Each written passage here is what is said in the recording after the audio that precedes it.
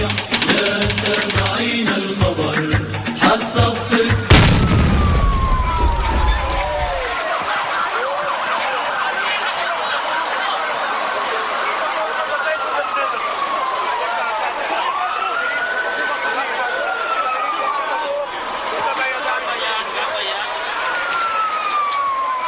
UNRWA has clearly facilitated other terrorist organizations such as Hamas, which essentially control the unions, the teachers' unions, the clerical unions, and others which administer these camps.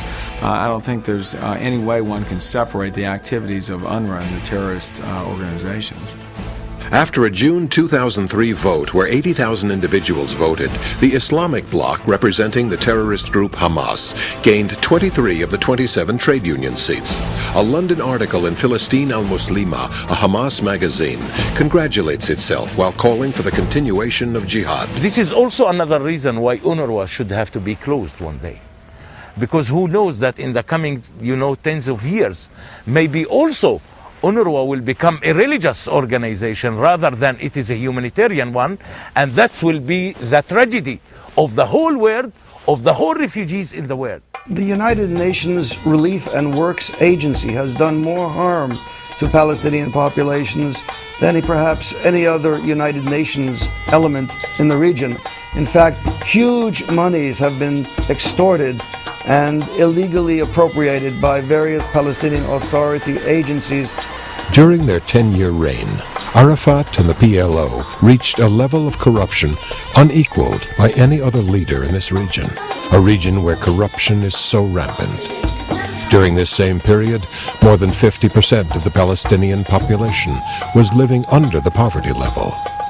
Asked about their choice, a majority of the voters who opted for Hamas stated that they were casting their vote not only for Islam and the destruction of Israel, but also as a protest vote against the PLO regime and its corruption. Where is the money of the Arabs? Where is the petrol of the Arabs? Where is the pressure of the Arabs? Where is the word of the Arabs? How can they cheat with all of the Eastern people, with the foreigners, with the United States, with France, with Germany? We have money. So if we have money, we have power. Where is the power of the Arabs? The Palestinian Authority leaders still have, the same mentality of the Arab culture, that they are dealing very toughly with their people. Look at what happened after the Palestinian Authority came to the territories. The reason things turned into a mess is because what the Palestinians needed were managers. They didn't need anybody going around, what victory?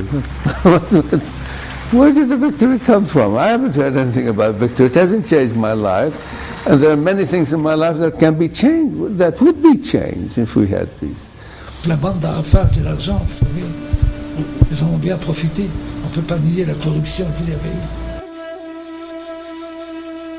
He should have put managers in place, he should have put technicians in place, he should have put other people in place.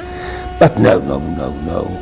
Just like all dictators and Arab leaders, you put the people who are loyal to you in place. Whether they know anything about the subject or not is immaterial. I think that our rule is how to raise awareness among the Palestinian people on what's going on. Because we are people who believe that democracy is not created by leaders. Democracy should have to be the decision of the people themselves. People has been tortured inside the Palestinian Authority detention center. Journalists were arrested for a long time, were beaten. We know about several Palestinians who were executed by the Palestinian Authority.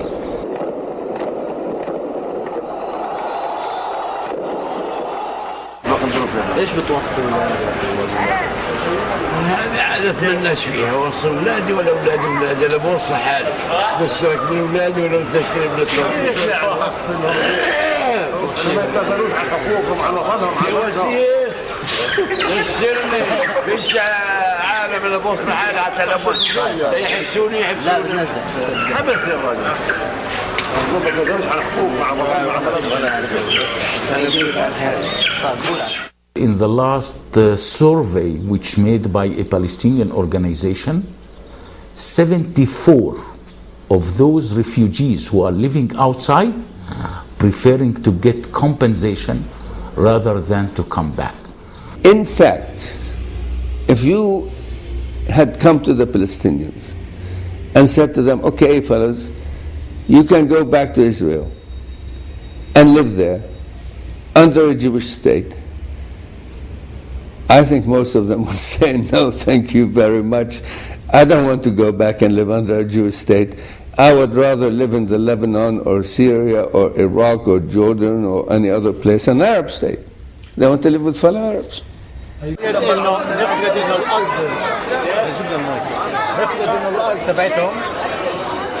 الناس اللي كانوا عايشين سنة 48 في المنطقة المحتلة في 48 بيوتهم مهدمة. ايش هو الحل؟ بنعاود نعيد بناء. نفكر انه في عليها بناية. بصير تبديل مثلا.